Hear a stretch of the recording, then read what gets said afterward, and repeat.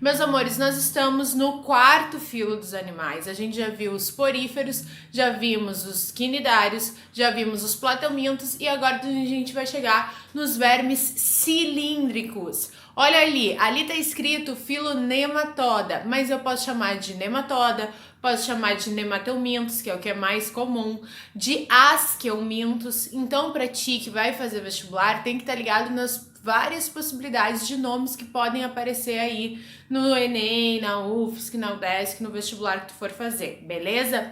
Outro detalhe importante, gente, nós temos que saber que nesse grupo só existem animais que pelo menos vão cair no vestibular, parasitas, ou seja, aqueles que causam doenças. Então, quando a gente está estudando os nematelmintos, além da gente estudar a parte embriológica, além da gente estudar anatomia e fisiologia, quais características que esses animais vão ter que os outros não tinham, a gente vai estudar os ciclos das doenças, das verminoses. No grupo anterior, a gente já estudou 3 verminoses, que era a teníase, a cisticercose e a esquistossomose, causada por platelmintos, e agora nós veremos as verminoses dos nematelmintos. Quem gosta dessa área de saúde, quem gosta dessas questões meio nojentinhas, porém muito importantes, né, de como que é esse parasita no corpo humano, como é a contaminação, quais são os sintomas, quais as medidas de profilaxia, ou seja, de prevenção, gosta bastante de estudar essa matéria.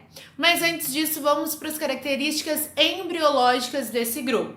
Então, eles, em relação à simetria, assim como os platelmintos, todos serão, exceto as estrelas do mar, né, daqui para frente, com simetria bilateral, ou seja, para eu ter duas partes do verme igual, eu tenho um local apenas onde cortar, que é aqui na parte central, pois os órgãos, as estruturas se distribuem bilateralmente, espelhadamente. Isso é uma das características. A outra característica que é comum aos grupos anteriores é o fato deles serem triblásticos, assim como os platelmintos, terem 3 tecidos embrionários, serem protostômios, ou seja, a boca é originada a partir do blastóporo, que é aquele orifíciozinho lá no embrião, então a boca surge primeiro. A gente sabe que praticamente daqui por diante todos os animais que a gente vai ver são protostômios, exceto os últimos 2 grupos que são os equinodermos e os cordados. Lembra, por que eu tô sempre comparando, gente? Porque a zoologia tem essa característica de comparar os grupos. A UFSC adora essa comparação, adora aqueles joguinhos, tinham aluninhos e eles fizeram um jogo. Que características eram desse filo? Que características era daquele outro filo? O UDESC também tem vindo com esses joguinhos sobre zoologia. Então, essa zoologia comparada, evolutivamente, comparando sempre os grupos que estão presentes e quais suas características, é uma questão bastante corriqueira, né, aqui nas nossas provas, que é o que nos interessa. Então, voltando, eles são protostômios, ok? Assim como os platelmintos já eram, e assim como muitos outros grupos que vêm adiante, beleza? Então, ali, o que vai ter de diferentão? A coisa embriológica que diferencia a coisa, a característica embriológica que diferencia os nematelmintos em relação a todos os demais grupos, e por isso que é muito importante saber, é em relação ao celoma. Eles são os únicos animais, o único filo que são pseudocelomados. O que significa ser pseudocelomados? Quando eles estão ali formando os folhetos embrionários, já tem 3 tecidos, a ectoderme, a mesoderme e a endoderme, ainda não está transformada nas estruturas, nos sistemas digestório, etc e tal. Ainda são 3 tecidos, existe uma cavidade entre esses tecidos. Quando os animais são pseudocelomados, essa cavidade ela se localiza entre a endoderme e a mesoderme. Então é como se fosse endoderme, aí tem um espacinho, mesoderme e ectoderme, ok? E essa cavidade vai ser o que vai dar a característica deles serem cilíndricos, diferente dos outros anteriores que não são, e também vai dar essa característica de ter um espaço para as estruturas se localizarem. A partir desse grupo, todos os demais são celomados. O que significa celomados? Que há uma cavidade embriológica e essa cavidade embriológica ela está localizada apenas na mesoderme, no interior do tecido mesoderme, enquanto que o pseudocelomado é entre a endo e a mesoderme, beleza? São os únicos. Então aí se tu tá fazendo um resumo, anota bem grande. São os únicos a serem pseudocelomados. É uma falsa cavidade embriológica, a gente também chama o pseudoceloma. Beleza? A característica mais importante do grupo, não tem como estudar os nematelmintos sem saber dessa característica. Agora o sol tá batendo, tá tendo um baita reflexo aqui, né? Além da minha super iluminação, mas dá pra enxergar tranquilo. Outra coisa, existem animais de vida livre, de água doce e salgado, só que a gente não vai estudar. A gente vai estudar aqueles que parasitam seres humanos. Assim como existem muitos nematelmintos que parasitam teu cachorrinho, parasitam teu gato. É muito comum os cãezinhos, quando recém-nascidos, tem aquele barrigão, né? Aquela barriguinha cheia de vermes, que é até uma transmissão entre mãe e feto.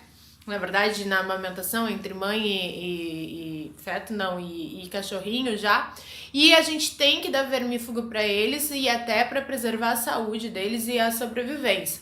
E é muito natural a gente ver nos nossos cachorrinhos, para quem cuida de cachorro, sair uns vermes, que parecem umas minhoquinhas brancas, são nematelmintos. Eles são cilíndricos, costumam ser nematelmintos. Mas a gente não vai estudá-los aqui porque a gente estuda aqueles de interesse para saúde humana, ok? Até tem um que a gente estuda de cachorro que a gente já vai ver, mas que no fundo chega a afetar o ser humano. Então, meus amores, a gente tem como os exemplos Ascaris lumbricoides, que é a famosa lombriga, tá? O nome popular, o nome vulgar é lombriga.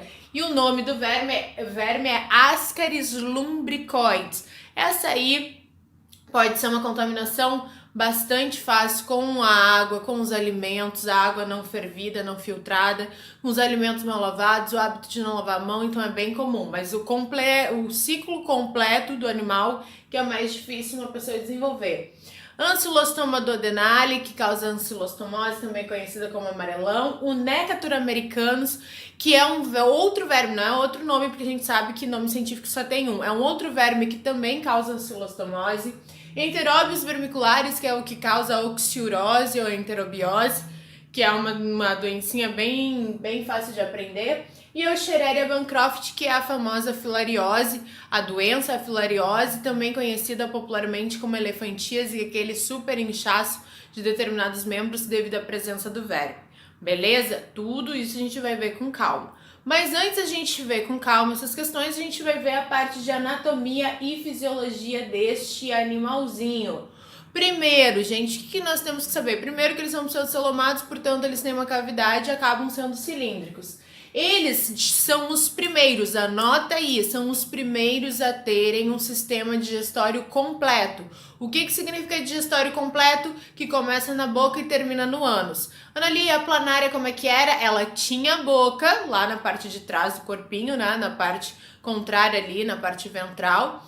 E ela tinha vários poros excretores, não tinha um ânus só. Aqui tem um ânus. E esse ânus, ele vai estar aqui, ó, já vamos pular aqui, ó, que isso vai fazer com que o ânus termine, faz com que ela tenha um sistema excretor, e o ânus termine em um sistema que a gente chama canais excretores em forma de H, é o complexo H. Olha só, sistema H, que é essa imagem que tá até antes. O que significa? Ela vai ter aqui um intestino que vai absorver as excretas, ok, dos tecidos e vai desembocar num poro excretor e como tá ali no meio, acaba formando essa letrinha H, ok? Então isso é uma característica muito importante porque os animais que vinham antes não tinham um ânus, tinham vários poros espalhados e aqui a gente vai ter um ânus que é o poro excretor, beleza? Outra coisa, a digestão, obviamente, assim como desde lá das águas vivas, né, zoologia comparada, ela vai ser extra e intracelular. O sistema respiratório ainda ausente, até agora a gente não viu alguém que tenha sistema respiratório, algum animal, então todas as células, elas captam o oxigênio, as células da superfície do corporal, captam o oxigênio do ar e vão sendo transmitidas através de difusão o oxigênio e capturando o gás carbônico para eliminação, né? Então nada de novo. E o sistema nervoso, assim a gente tinha visto que uma das grandes evoluções dos plateumintos era a encefalização, ou seja, a concentração de um sistema nervoso de gânglios cerebroides no topo do corpo, formando uma cabeça. Aqui a gente vai também ter essa concentração de nervos cerebroides, digamos assim, mas é em torno da faringe. Há uma concentração numa das extremidades do corpo, o que também é uma questão evolutiva bastante importante, só que não chega a formar uma saliência, então não forma uma cabecinha, ok? E aí, meus amores, as reproduções em espécies monoicas, dioicas, ou seja, com sexo só, com dois sexos no mesmo ser vivo, desenvolvimento indireto, fase larval, e quando a gente for estudar a reprodução, a gente vai estar estudando os ciclos das doenças, beleza? E aí, meus amores, a gente já começará com a próxima doença, que é a ascaridíase, que é a primeira verminose, que aí a gente está começando a estudar as verminoses dos nematomintos. Esse primeiro videozinho de 10 minutinhos, 11 minutos, ficou para apresentar as características embriológicas e anatômicas do grupo, e vem comigo pra gente ver um pouquinho das verminoses.